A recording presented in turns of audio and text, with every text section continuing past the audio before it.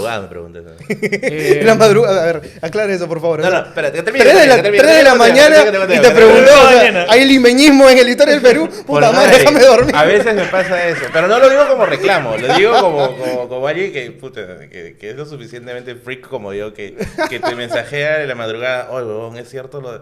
Creo que algo así también te mandé, acerca de los amigos que perdí de Bailey. O sea, ¿quién está el personaje? Random, ¿no? Claro, ¿quién es este personaje? Ya, algo así. Disculpa, Kevin, perdón. Continúa. Ok, no, a ver, como decía, ¿no? Esta idea de, vale, cómo tenemos una línea de tiempo a partir de presidentes, e igual, cómo esta línea de tiempo y cómo estos rostros, al fin y al cabo, se reproducen en una idea de país, ¿no? O sea, yo creo que la idea de un país es la idea sobre todo eso, ¿no? De una narrativa que se va contando, que se va expandiendo, que se va fundando en escuelas nacionales y privadas, por cierto, y digamos así, ¿no? Sin embargo, hay toda una historia paralela, ¿no? De, digamos, líderes, no sé, magnates o gente con mucha influencia y poder que le dieron forma al país, ¿no? O sea, no quiero dar ejemplos tan lejanos, pero en el caso propiamente de, no sé, de Dionisio Romero, comenzamos por... O sea, es que digo Dionisio Romero, ¿sabes por qué? Porque aviso al podcast, todas las palabras que se mencionan acá son responsables de las personas que la han anunciado. Podemos seguir con la programación. 60% de la publicidad... Mañana hay un coche bomba en el podcast. No, lo digo en cuestión chévere, ¿sabes por qué? Porque hay instituciones privadas como estas que hacen biografías de sus personajes, ¿no? Personajes importantes en la historia y que, vale, tenemos un lado de la historia, lo que tú dijiste, la cuestión de, pues, la historia, ¿cómo decirte?, oficial, exacto, y luego hay libros que, si es que no aparecen, ¿no? Libros como los de Francisco Durán, que pudo no haber aparecido, pero sirven como una contraparte. Entonces, yo creo que hay eso, ¿no? Esa necesidad de comprender un poco más la historia del Perú, más allá de los presidentes. Sí. Dicho sea de paso, con Kevin, el año pasado, cuando nos invitó al Fondo de Cultura Económica para dar una charla en la Feria del Libro, nos pusimos, me acuerdo, hicimos nuestro Zoom, ¿no? ¿Cuáles son los acontecimientos más trascendentes en el Perú y en el mundo? Un Zoom que debería haber durado 10 minutos, ¿no? ¿Sabes qué? Tal. Pero luego a medida que íbamos tratando de encontrar, dijimos, oye, pero ¿cuáles son los criterios de qué es relevante y qué no?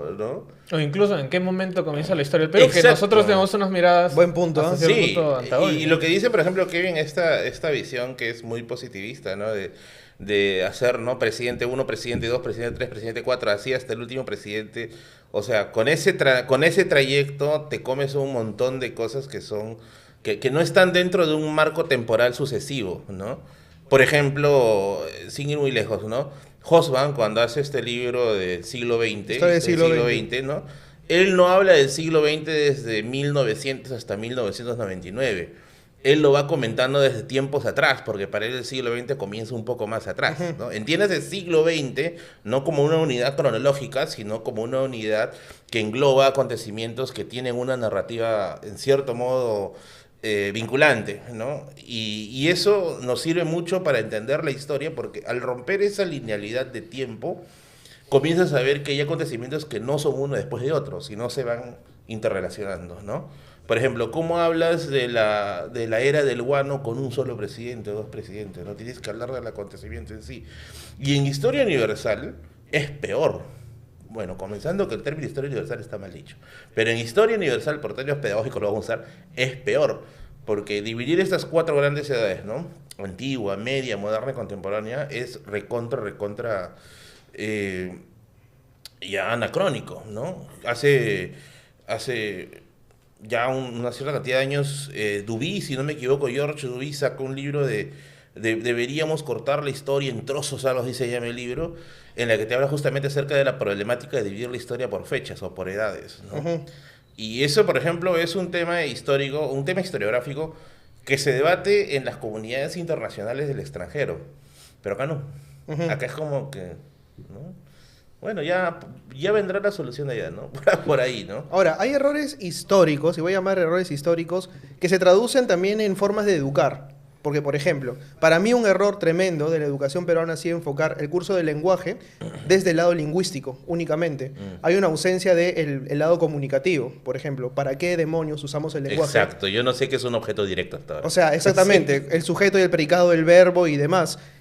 Más no centrarse en qué es lo que quieres decir y cómo puedes estructurar tus ideas y argumentarlas. En el lado histórico, centrarnos justamente en fechas y en personajes y no en contextos. De hecho, has mencionado Historia del siglo XX de Hobsbawm, y yo recuerdo que el inicio de ese libro es una escena en la que Mitterrand va a dar un discurso, que fue justamente el lugar en el que el archiduque inicia la Primera Guerra Mundial. Y para la gente fue un hecho totalmente intrascendente, pero para Mitterrand eso significaba justamente la reivindicación, justamente luego de muchísimo tiempo que había pasado de la Primera Guerra Mundial y demás, y que significaba algo importante para los franceses. Pocos lo entendieron. O sea, solamente quienes eran entendidos en historia pudieron descifrar el contexto en el cual Mitterrand daba este discurso. ¿Por qué ocurre eso? Eso, por ejemplo, que menciona Gianfranco, ¿no? Para solo los entendidos en historia, eso está mal, ¿no? O sea, no debería ser así, ¿no? En teoría, todos deberíamos ser al menos medianamente entendidos en historia. ¿Por qué? Porque la historia es transversal a todo, ¿no? O sea, la historia es transversal a la literatura, a la filosofía, a las ciencias, a las ingenierías, ¿no? Todo tiene historia. Por ejemplo, en el colegio, un amigo me decía, ¿no? Que en el colegio no se lleva literatura, se lleva historia de la literatura, ¿no? Sí, totalmente. Y en el colegio no se lleva filosofía, se lleva historia de la filosofía, ¿no? Entonces, eso es como que sintomático, ¿no? La historia es transversal, y al ser transversal a todos los conocimientos, o sea, debería ser, al menos de comprensión medianamente buena dentro de la gente, pero muchas veces no lo es. Y un gran culpable de esto, bueno, creo yo, ¿no? Lo limpio de la culpa que lo estoy diciendo ahorita, ¿no? Me parece que es el sistema educativo, ¿no? Que intenta atomizar algo que es demasiado complejo, ¿no? Meterlo dentro de un paquete de cursos que no se puede desarrollar al 100%, y por otro lado está pues el sistema preuniversitario, que también es nocivo total, ¿no? Que los chicos, por ejemplo, creen que la historia son solamente esa cantidad de temas que vienen en el sílabus, y nunca te hablaron, por ejemplo, del Imperio Esparto, ¿no? O nunca te hablaron más allá de una mención breve de los reinos aymaras en Perú, ¿no? Y cuántos se identifican hoy en día, por ejemplo, con los reinos aymaras. A ver, ¿cuántas clases llevaba reinos aymaras en el colegio? De la selva ni hablemos. Entonces es otra situación. O por ejemplo, ahora que están tan de moda los estoicos, todo el mundo habla de los estoicos y demás, pero hay muchísimos más filósofos detrás de eso y con una historia igual de interesante, ¿no? Sí, a ver, por ejemplo, propiamente a veces son cuestiones que están tan generalizadas, ¿no? O sea, la idea de la libertad de la esclavitud en el Perú propiamente se difunde como un teatro, ¿no? Donde digamos, al afrodescendiente en ese entonces, bajo el sistema, ¿no? de esclavitud, donde trabaja sin remuneración, etcétera, fue liberado de la noche a la mañana, algo que es falso, ¿no? O sea, en el caso peruano hubo una manumisión, que es el término, digamos, exacto, en el cual se le pagaba al dueño del esclavo para que deje libre entre comillas, pues, a su objeto, a su animal, claro, a su pertenencia, etcétera. Y dicho sea de paso, igual Carlos Aguirre lo estuvo estudiando, cómo muchas familias y generaciones afros de esclavos pues terminaron perdidos en la nada, algo así, ¿no? Hubo toda una historia detrás que claro que no es la que nos cuentan, ¿no? Hay un pecado en este momento de hablar de fechas y de cuestiones, ¿no? de memoria, que claro, digamos, en un país con poca difusión de su historia, la tenemos muy difícil, ¿no? No quiero hablar propiamente de la escuela, ¿no? O sea, digamos, ya Merlín habló de esta parte, yo podría complementar de la otra, ¿no? O sea, en qué aspectos igual los escritores, por ejemplo, ¿no? Tienen un papel dentro de la historia, ¿no? Guillermo Sondheim, que hace rato... El caso Banchero, claro. Que digamos... lo mencionaron tácitamente. En este caso, él escribió Caso Banchero, digamos, tiene libros sobre la época de Sánchez Cerro, etcétera, ¿no? Que es un escritor poco conocido, dicho de paso. Es un grafómano, ¿no? Ajá, que vale, tampoco voy a ponerme a evaluar su veracidad histórica, pero digamos sí su importancia en un panorama desierto, ¿no? Donde, digamos, no hay fuentes para poder conocer la historia. Quiero mencionar el caso de Estados Unidos. Hace poco, no sé, menos de 10 años, se hizo muy famoso un musical que se llama Hamilton, que es de un tipo de la época de Washington, en que era un tipo, digamos, fue más o menos su mano derecha a nivel de economía, hacienda, lo que era en ese entonces, es considerado un padre de la patria, está en uno de los billetes de los dólares actualmente, y hay un musical, digamos, exitoso totalmente, y claro, te das cuenta qué tipo de país es. ¿Para qué? Para que la gente vaya a ver un musical de un padre de la patria que dicho sea de paso, no nació dentro del territorio de los Estados Unidos, y creo que ahí va a la mano también la clave, ¿no? En Estados Unidos actualmente hay un movimiento muy grande de reivindicación de gente que no es de Estados Unidos, ¿no? O cuyos padres o abuelos no han sido estadounidenses, pero han tejido raíces ahí. Y eso, digamos, en Estados Unidos hay películas, por no decirlo, ¿no? ¿Cuántas películas no hay de Nixon? ¿Cuántas películas hay no hay una de novela Kennedy? hermosa, ¿no? Que se llama Raíces, de Alex Haley, o sea, ese del que esclavo, narra sí, justamente todo crudísima. esto, ¿no? Claro, O sea, es hablar de tremenda. novelas igual es todo un mundo, ¿no? Claro, que aquí siento que se adolece mucho de eso. Hay un limeñocentrismo Demasiado. literario que, dicho sea de paso, ¿de qué hablamos cuando hablamos de literatura peruana, finalmente, ¿no? Hablamos de literatura, ahorita si me dice literatura peruana es literatura de Lima. Por ahí 2 o 3 escritoras o escritores que vienen de Cusco, Piura y paramos de contar.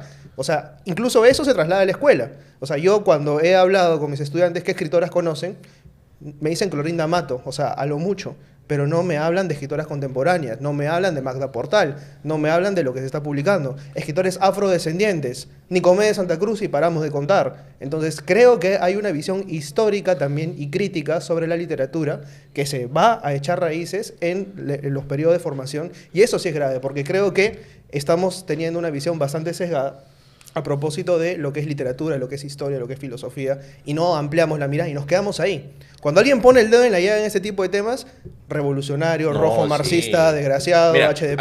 haciendo una breve aclaración, casi volteo otra vez la cerveza, carajo.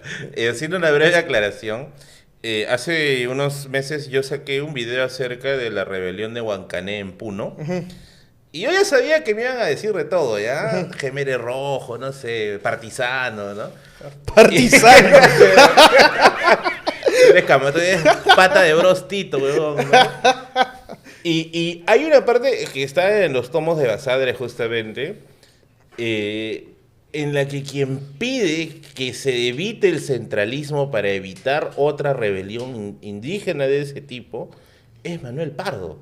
O sea, Manuel Pardo, el fundador del Partido Civil, el creador de la tradición civilista política en el Perú, hablando de anular el centralismo porque es dañino para la vida en sociedad acá. O sea, a ver, ¿quién terruquea a Pardo, ¿no?